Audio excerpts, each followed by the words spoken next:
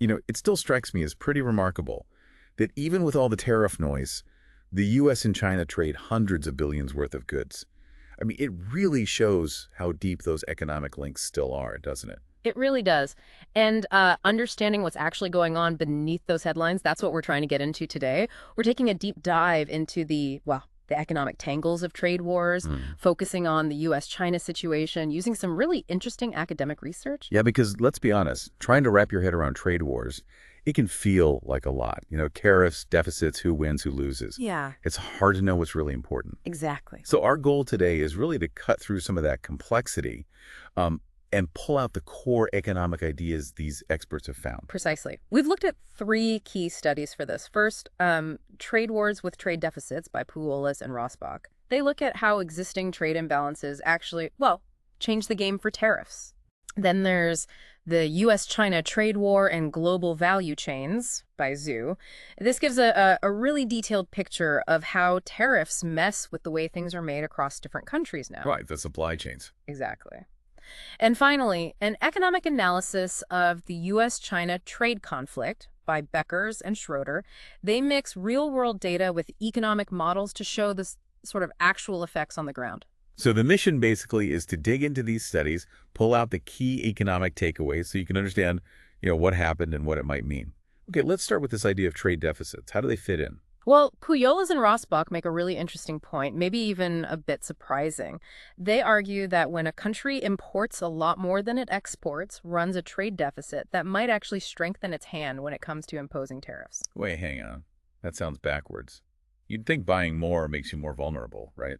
Well, their research suggests a deficit can give a country more power to influence the terms of trade. Terms of trade. Like the prices you get versus the prices you pay. Exactly. With a big deficit, a country might be able to use tariffs to push down the prices of what it buys relative to what it sells. Potentially, anyway. They actually calculated that given the U.S. China imbalance, the sort of optimal average tariff for both could be somewhere like 7 to 16%. Okay, so a big deficit could mean you can aim for a higher tariff, theoretically. But, I mean, what happens when the other side retaliates, puts tariffs on your stuff? Ah, yeah, that's the critical part. Pujolas and Rodbach looked at that too, how these optimal tariffs interact. And what's really interesting is they found if one country hikes its tariffs, the best response for the other country might actually be to lower its optimal tariff. It's like a strategic game. Huh. Like a high-stakes negotiation using import taxes. Now, the research also looked at the bigger picture, right? The global trend in these imbalances. Yes, definitely. They showed data illustrating a pretty clear rise in bilateral imbalances, between pairs of countries over time Hmm. as a share of their total trade. And they also show that aggregate imbalances sort of across the board have been growing as a slice of the global economy too. So these deficits and the dynamics they talk about are becoming more relevant, not less. That's a really key point. So the fact the U.S. buys way more from China isn't just some random number. It actually changes the whole strategic calculation around tariffs, according to this research anyway. Okay, let's add another layer then. Zhu's research on global value chains. Right. And this is where that simple picture of, country A trades finished goods with country B, it just breaks down. It reflects how, interconnected everything is now. Uh-huh. Zhu's work really highlights that making one product, like a phone or a car, often involves bits and pieces coming from many different countries before it's finally put together. Yeah, like the classic example, the iPhone has parts from everywhere. Yeah. So how do tariffs disrupt that kind of system? Well, Zhu's uses this model with two stages of production. He separates tariffs on intermediate goods, think components, raw materials from tariffs on final consumer goods, the stuff you and I buy.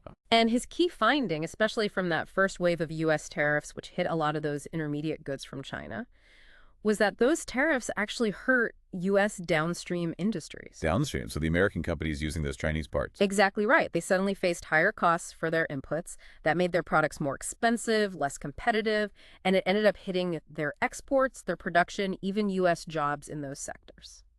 Wow. So a tariff on some seemingly obscure component can ripple right through your own economy. It really shows the knock-on effects. It's not just about the imported good itself. That makes total sense. Yeah. Suddenly your cost of doing business goes up. What about the later tariffs, the ones that hit more consumer goods directly? Zoe found those had a more direct hit on U.S. consumers' wallets. Prices for those imported goods went up pretty clearly. So the first round squeezed certain U.S. businesses. The later rounds hit household budgets more directly. Interesting distinction. Did anyone sort of unexpectedly benefit from all this tariff action? Well, Zhu's model tried to estimate the overall economic costs and benefits the welfare effects. He calculated losses for China, something like $35 billion, dollars, and for the U.S., about $15.6 billion. But interestingly, Vietnam saw a small gain, around $400 million. Vietnam. How do they manage that? It's what economists call trade diversion.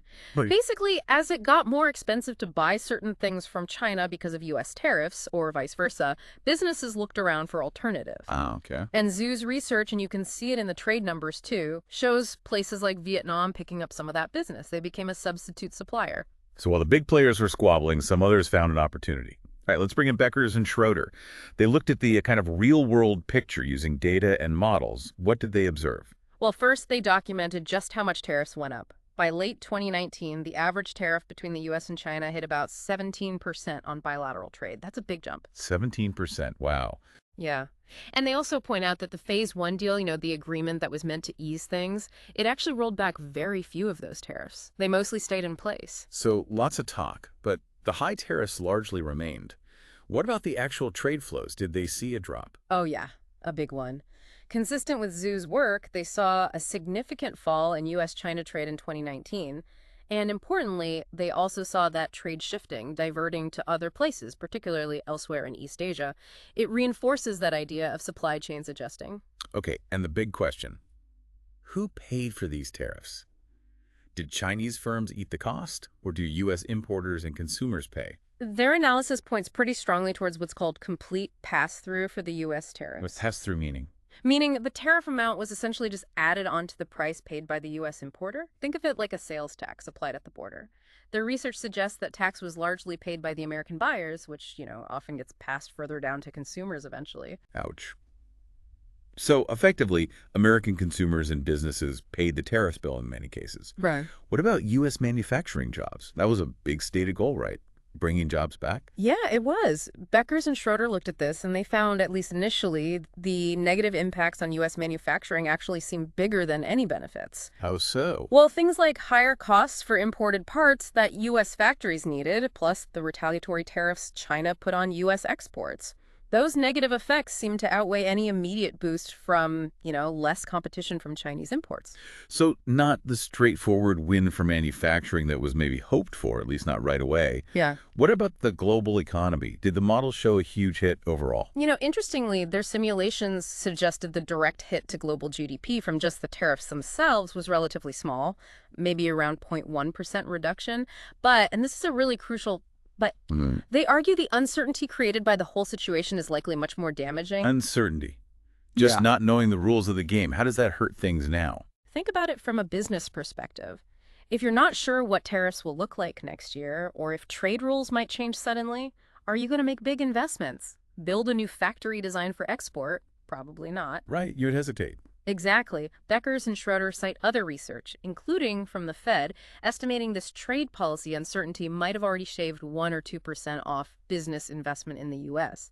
It just makes everything seem riskier and more costly. That makes perfect sense. Long-term planning goes out the window if the basic cost structure could change overnight.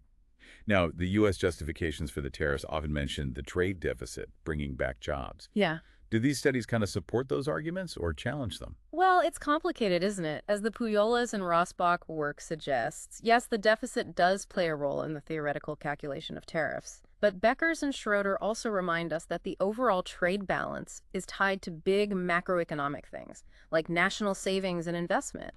And tariffs alone might not be the best tool, or even an effective tool, to change those fundamental factors. As for jobs, like we just discussed, the initial evidence suggested the downsides for manufacturers' input costs, retaliation, were a major counterweight. So pulling it all together from these three studies, we've got trade deficits, maybe making tariffs seem more appealing strategically, but then global value chains mean those tariffs cause complex, sometimes negative ripples back home, and the whole thing creates uncertainty that dampens the economy anyway. That sums it up pretty well. Yeah. It really shows that just focusing on, say, the U.S. China bilateral trade number misses so much of the picture. Yeah, it's not just country A versus country B anymore. Exactly. Zhu's work makes that crystal clear. It's a whole network, and tariffs hit the network, not just the endpoint. Plus, as Pujolas and Rosbach imply, even the best tariff probably isn't a flat rate. It would likely vary a lot depending on the specific product and industry. So for you, listening to this, trying to make sense of all the trade talk, what are the really crucial things to keep in mind from this deep dive? I think there are a few key takeaways from the research we've covered. First, trade deficits aren't just numbers. They actually change the strategic landscape for tariffs, according to economic theory. Okay. Second, because of global value chains, tariffs don't just stay at the border. They ripple through domestic industries, often in complex and negative ways, hitting businesses that rely on imports. Third, maybe the biggest hidden cost is uncertainty. Not knowing future trade policy can seriously hurt investment and economic growth, perhaps more than the tariffs themselves. Right. And finally, the straightforward benefits often claimed for tariffs. They're often offset by higher costs for consumers and problems for other domestic industries. It's rarely a simple win. Yeah. Given all that complexity we've just unpacked, the deficits mattering, the tangled supply chains, the shadow of uncertainty, the costs often falling on consumers and businesses here, it really makes you wonder, doesn't it? Is a purely sort of nation-first approach to trade even realistic anymore in the 21st century? Or are we just too interconnected now for that to work without causing significant damage, maybe even self-inflicted damage? Definitely something to think about. And if you're curious to explore this more, you could look into concepts like trade elasticity, how much trade changes when prices change, or those detailed input-output maps that show how industries rely on each other, or even dig deeper into how economists measure the impact of uncertainty on investment. There's always another layer.